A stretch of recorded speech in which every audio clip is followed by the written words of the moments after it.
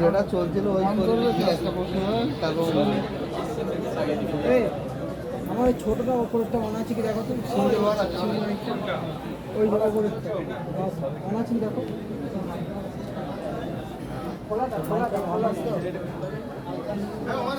Ready আছে ready দাঁড়া দাঁড়া ওই পরিপ্রেক্ষিতে ওখান থেকে শুরু হবে দাঁড়া একটা হুজুর আমরা দেখলাম যে আপনি কিছুক্ষণ আগে বললেন যে ক্যানিং এবং ভাঙড়ে পুলিশের ড্রেস তৈরি হচ্ছে কিছুদিন আগে শওকত মোল্লা বলেছিলেন যে ভাঙড় আমার চাই 5টা পড়লে পড়ুক সেটা কি হতে চলেছে?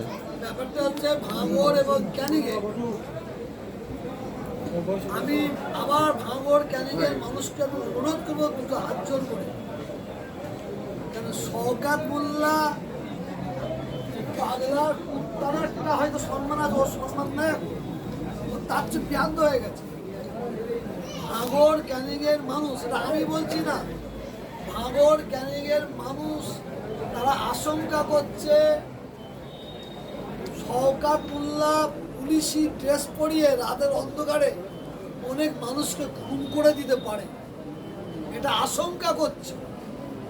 ওই জন্যই আমি ভাঙড় এবং ক্যানিংয়ের প্রত্যেকটা মা বোন ভাইদের কাছে বলবো, আপনারা আপনার এলাকার প্রত্যেক এলাকার থানার ওসির ফোন নম্বরটা আপনারা নিয়ে রাখবেন। যদি কোনো পুলিশ আপনার বাড়ির দরজার কাছে আসে, আপনার দরজার কাছে পুলিশ আসে, আপনারা ঘর থেকে বেরোবেন না, আপনারা ওই নাম্বারটা নিয়ে ওসিকে ফোন করুন। যদি ওসি বলে হ্যাঁ আমাদের থানাতে গেছে, তবে আপনারা বেরোবেন। কেন ওর মাথায় পোকা লেগে গেছে, মাথায় ঘা মারা হয়েছে, পাগলা কুত্তা ওর মাথায় পোকা গিলবিল করছে। কারণ আপনারা জানেন, এটা আমি বলছি না, আপনারা জানেন, ও বলেছে 2-5টা যদি জান যায় যাক ভাঙড় লোক, তার মানে কত বড় খুনি বুঝতে পারছেন। ওর কথা অনুযায়ী ও কত বড় খুনি, কত বড় সন্ত্রাস, এটা আমরা বুঝতে পারছি। তাকে নওশাদ সিদ্দিকী পলিটিক্স করে, আমি নওশাদ সিদ্দিকী, আব্বাস সিদ্দিকী, কাসেম সিদ্দিকীকে আমি পলিটিক্সে আমি সাপোর্ট করি না, করব না। কেন আমাদের পূর্বপুরুষ দাদা হুজুররা আমাদের শুরু করে আমাদের বংশের কেউ পলিটিক্স করেনি, কেউ করেনি। যদি কেউ ব্যক্তিগত পলিটিক্স করে সে করতে পারে, আর পলিটিক্স করলে ইমান চলে যাবে, এটা ঠিক নয়। কিন্তু আমি এক জায়গায় দেখলাম নওশাদ সিদ্দিকী ক্যানিংয়ে গিয়েছিল, ওর মাথা খারাপ হয়ে পাগলা কুকুরের মতন বকছে, আবার বলছে ও যে রাস্তা দিয়ে গেছে গোবর দিয়ে ধোয়া হোক। কিন্তু ক্যানিংয়ের মানুষ ওই গোবর দিয়ে ধোয়া দেখেছে, দেখার পরে তারা বলছে আল্লাহ যদি আমাদের সুযোগ দেয়, আমরা পায়খানা থেকে বের করে শওকতকে ধরবো, মাথা দিয়ে পা বন্ধ, শুধু পায়খানা চেম্বার থেকে বের করবো, ওকে ধরবো। কথা বলেন না, এটা ওরা বলছে। আর কি বলছে, যদি কাউকে সম্মান অর্থে বাবা বলে, এটা কোনো অসুবিধা নাই, বাবা বলে অসুবিধা নেই। যদি রহস্য করে বলে বাবা, তাহলে অঙ্ক কষে দেখুন, তাহলে ওর মায়ের কে হবে। সম্মান অর্থে পীরকে বাবা বলা যায়, মাস্টারকে বলা, শিক্ষককে বাবা বলা যায়, মুরব্বীকে বাবা বলা যায়। এটা যদি রহস্য করে বলে বাবা বাবা, তাহলে আমি বলবো ওকে অঙ্ক কষতে বলবো, তাহলে ওর মায়ের আমি কে হব, এটা ওকে জিজ্ঞেস করে বলতে হবে। আমি বলছি না আমি ওর মাকে এত ছোট করব না, আমি ওর বাপকে এত ছোট করব না, কিন্তু ওর মা যদি জানতো আমি এই ধরনের ছেলে পয়দা দিচ্ছি, তাহলে ওকে গলা টিপে মেরে দিত, ওর বাপ যদি জানতো আমার জন্মে এই ধরনের ছেলে বেরোবে, তোর বাপ ওকে আছড়ে মেরে ফেলতো, জন্মই দিত। দেখ আমি ওর বাপ মা আমার কাছে খুব সম্মানী, আবার বাপ মা সম্মানীয় বলে তাকে গালাগালি করবো না। ও ফাঁদে পড়ে বলছে দাদা হুজুরের সম্পর্কে কিছু বলবেন না, আর এদিকে ছোট হুজুরকে বলছে কি কি অমিত শাহ। কি বলছে গা? অমিত শাহ। কি বলছে? অমিত শাহ কত বড় পাকা বেঈমান। ওর একটা দেখছিলাম ভিডিও, একটা আলেম ওকে পড়িয়েছে, ও তাকে হুজুর বলে, উস্তাদ বলে, ওকে পড়িয়েছে। ও বলছে আমরা একদল ছেলে বলুন চল হুজুরের সঙ্গে দেখা করে আসি। ও হুজুরের সঙ্গে দেখা করতে গিয়ে দেখছে হুজুরের কাপড় উঠে গেছে, হুজুরের কাপড় উঠে গেছে। কত বড় বাঁদর, যাকে ও পড়িয়েছে তার সম্পর্কে সমালোচনা করছে। হুজুরের পায়ের কাপড় উঠে গেছে সেটাও লোককে বলছে। আচ্ছা বলুন তো, হুজুর তো ঘরের ভেতর শুয়ে থাকে, তো ও ঘরের ভেতর কিভাবে পায়ের উপর কাপড় তুলতে থাকলো? এইটাও বেরিয়ে বলছে, এইটাও বেরিয়ে। আপনি যেমন একটু আগে বললেন যে ক্যানিংয়ে এবং ভাঙড়ে পায়ের তলার মাটি সরে গেছে। আমরা ক্যানিং পূর্বের ভূমিপুত্র, আমি আজ পর্যন্ত দেখিনি যে ক্যানিং পূর্বে অন্য কোনো রাজনৈতিক দলের পতাকা উঠতে। তাহলে ওর পায়ের মাটি সরালো কে? আল্লাহ সরিয়েছে, আল্লাহ সরাচ্ছে, আল্লাহ সরাবে। আপনারা কিন্তু আমায় আসল প্রশ্ন করেন দে, আপনারা ক্যালানে কেস্টে ইউটিউবার ঘর তোহা সিদ্দিকি কালী পুজো উদ্বোধন করেছে, ও বলেছে না? আরো না, ও বলেনি। ক্যানিং পূর্বের একজন তৃণমূল নেতা তিনি না, পোস্ট করে না, ও বলেছে, ও বলেছে, আমি বলি শোনো না। আর কয়েকজনকে বলিয়েছে, যাদের দিয়ে বলিয়েছে না তারা খুব ব্যথিত, খুব ব্যথিত, আমি সব জানি। তাদের সম্পর্কে আমি কোনো বক্তব্য রাখবো না, তাদের সম্পর্কে বক্তব্য রাখবো না। ও বলেছে আমি নাকি কালী পুজো এই করুক, আমি নাকি কালী পুজো উদ্বোধন করতে গেছি। এ শওকত মোল্লা, আমার বাপের রক্ত তুই দাম জানিস? আমার দাদুর রক্তর দাম জানিস? তার বাপের রক্তর দাম জানিস? তার রক্তর দাম জানিস? আমাদের খবর টালে শওকত, শওকত। তাহলে যে ছবিটা দেখাচ্ছে ওটা কি এক ফেক? মিনিট, আমি হচ্ছে আল্লাহর বান্দা, লা ইলাহা ইল্লাল্লাহ মুহাম্মাদুর রাসূলুল্লাহ। ওয়ালা কেটে ফেলে দেব, আল্লাহ ছাড়া কারো কাছে মাথা নত করবো না। ওই যে যেটাকে দেখাচ্ছে হাওড়া জেলা জগৎবল্লভপুর, সবাই চলে যান, 4টে গাড়ি দিয়ে দিচ্ছি। জগৎবল্লভপুরে এই তুমি ছিলে না? ভাই ছিল, ভাই ছিল, দাঁড়িয়ে আছে। জগৎবল্লভপুরে একটা বস্ত্র বিতরণ হচ্ছিল, বস্ত্র বিতরণ। সেই বস্ত্র বিতরণ অনুষ্ঠানে আমি আর মুকুল রায় খেতে কেটেছিলাম, আর পাশে কালী পুজো হচ্ছিল, সেটা মুকুল রায় ফেতে কেটেছে। কাগজে যখন লিখেছিল জোর গলায় প্রতিবাদ করেছিলাম, ওই কাগজের এডিটর লিখতে বাধ্য হয়েছিল, এই শওকত মোল্লা, আমার বাপ আমাকে হারাম খেয়ে পয়দা দেয়নি, খুনের টাকা খেয়ে পয়দা দেয়নি, তুলাবাজির টাকা খেয়ে পয়দা দেয়নি, সোরের রক্ত খেয়ে পয়দা দেয়নি। আমার বাপ হালাল খেয়ে আমাকে পয়দা দিয়েছে। এই শওকত শোন, শুনেলে ভালো তারে শোন, আমার আল্লাহ এক, আমার নবীটা এক, আমার কাবা এক, আমার কোরআন এক, আমার বাপ এক, আমার মা এক। তোহা সিদ্দিকি কোন ঠাকুর বাড়িতে গিয়ে খেতে কাটেনে। আমার বাপ একটা, তোহা মিথ্যা কথা বলেনে। আর তুই কুতাগাড়ের কাটা দেখাচ্ছিস, ও পাগলা কুত্তা হয়ে গেছে, ও আরো কিছু বলবে। হয়তো আমি পিচ্ছাপ করতে বসবো, কাউকে দিয়ে ফটো তুলে বলে আই থেকে কি দেখা যাচ্ছে।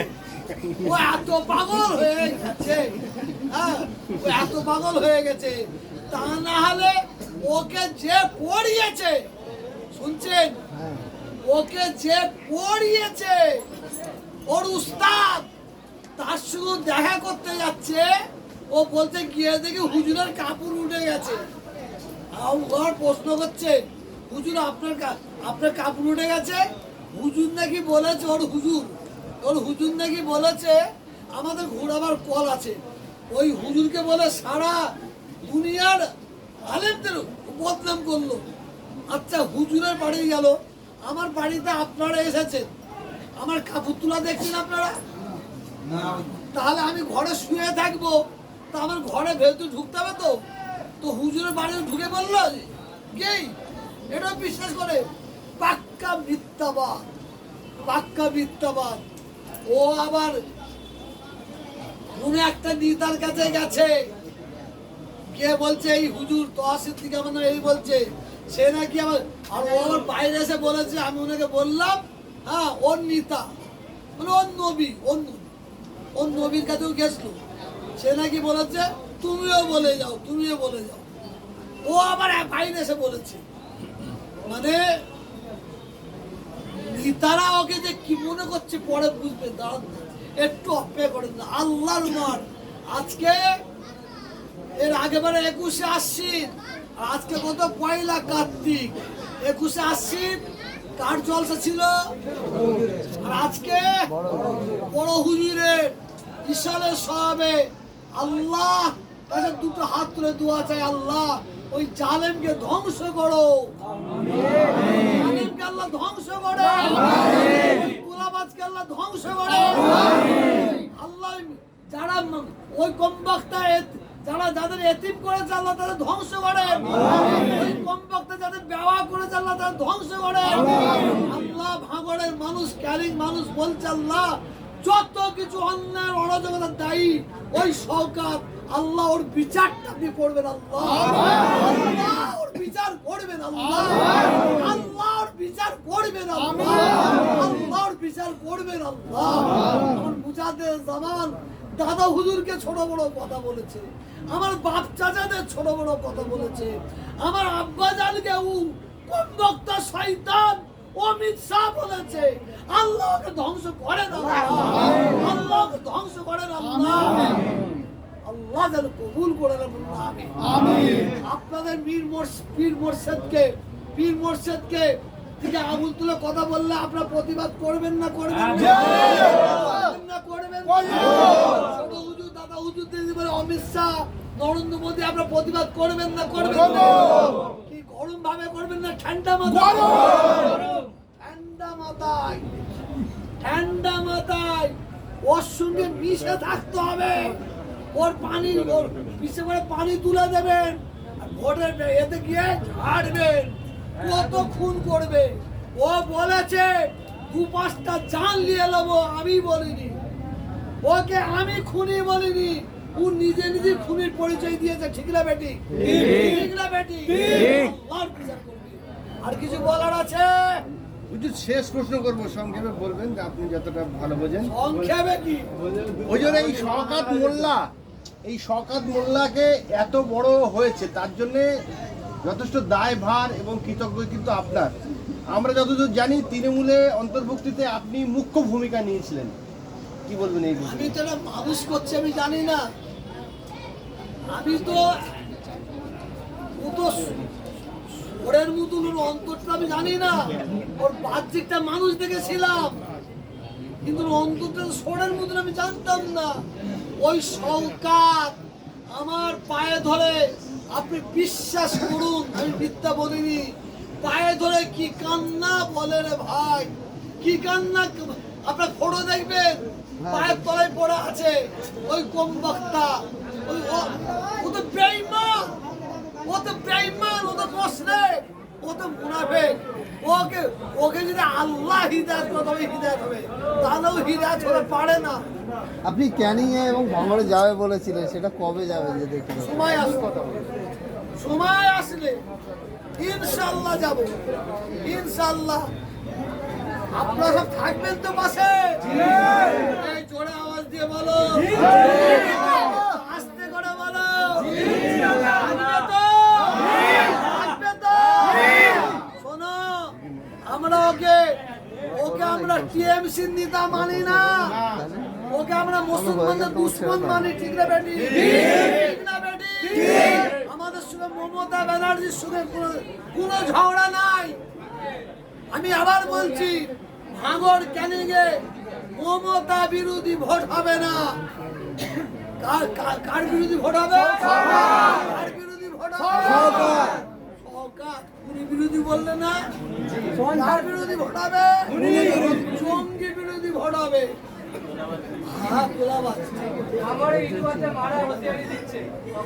কে? সরকার বলছে যে আপনারা ওদেরকে মারবেন, কে কি বলে আমি আছি পাশে। বলতে পারে, ও বলতে পারে, ওর তো একটা কাজ, ওইটা ওর পিলার, ওইটা ওর রক্ত, ওটা মানে জন্মগত দোষ মনে হয়, ওটা পিলারগত দোষ নয়। ইউটিউবারদের কি বলছে? খেলাবে। সরকারের ক্ষমতা আছে। একটা জিনিস জানবেন, সরকার কিন্তু একটা কথা বারবার বলে, আমার নামে একটা কেস দেখাতে পারবেন, আমার নামে একটা আমার নামে একটা কেস দেখাতে পারবেন, আমার নামে ঠিক বলে। যত অন্যায় ও হচ্ছে মেন প্ল্যান করে, ওই করায় ও লাগে। আচ্ছা, ক্যানিংয়ের মানুষ, ভাঙড়ের মানুষ এত বোকা, কেস খাবে কে? হ্যাঁ, কোর্টে যাবে কে? ও হচ্ছে আসল মাস্টার। ও ইউটিউবারদের গায়ে হাত দেবে, বড় মাস্টার হয়ে গেছে। আগেও বলেছি, আবার বলছি, ইউটিউবারদের গায়ে মার তো দূরের কথা, একটু আঁচড় দিয়ে দেখাতে বলে। আমি আপনাকে বলছি, এটা আঁচড় দিয়ে দেখাতে বলেন। এখন আইন শেষ হয়ে যায়নি, আইন শেষ হয়ে যায়নি। ও বুঝতে পারছে আমি কি করছি আর কি করেছি। আপনি দাঁড়ান, ভোট হবে তো ভাঙড়ে আর ক্যানিংয়ে, ভোট হবে তো, ভোটটা করতে দেন। আমার তৃণমূলের ওপরে আমার কোনো আক্রোশ নাই, আমার কোনো আক্রোশ নাই। এই তৃণমূলের 10-12টা 15টা এমএলএ আছে, এমপি আছে, তারা অত্যাচারিত, তারা মানুষকে মিথ্যা মিথ্যা কেস দিয়ে জড়িয়ে দিচ্ছে, তাতে খুনের আসামি করে দিচ্ছে, মার্ডারের আসামি করে দিচ্ছে, চুরির আসামি করে দিচ্ছে। বিশেষ করে মুসলমানদের প্রতি চারিদিকে যারা অত্যাচার করছে, 10 থেকে 15টা এমএলএ, তাদের বিরুদ্ধে গর্জে উঠবে ইনশাআল্লাহ। ঠিক আছে।